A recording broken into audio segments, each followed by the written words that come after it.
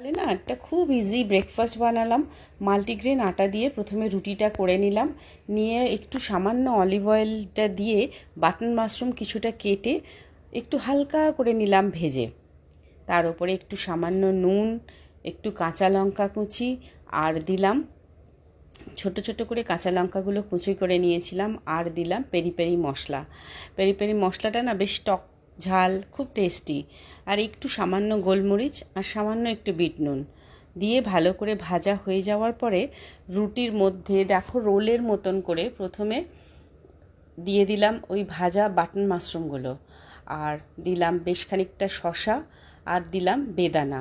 বেদানাটা কি হয়, হেলদিও হলো আর বেশ একটু মিষ্টি মিষ্টিও হলো। এমনি সময় ফ্রুটস খেতে বাচ্চারা ঝামেলা করে।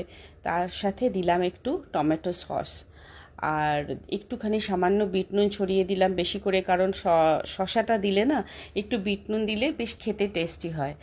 আর দেখো এটা কিন্তু আমি যে বানালাম খুব একটা হেলদি ব্রেকফাস্ট হলো। এটা তোমরা ব্রেকফাস্টে করতে পারো বা স্কুলে বাচ্চাদের টিফিনেও দিতে পারো।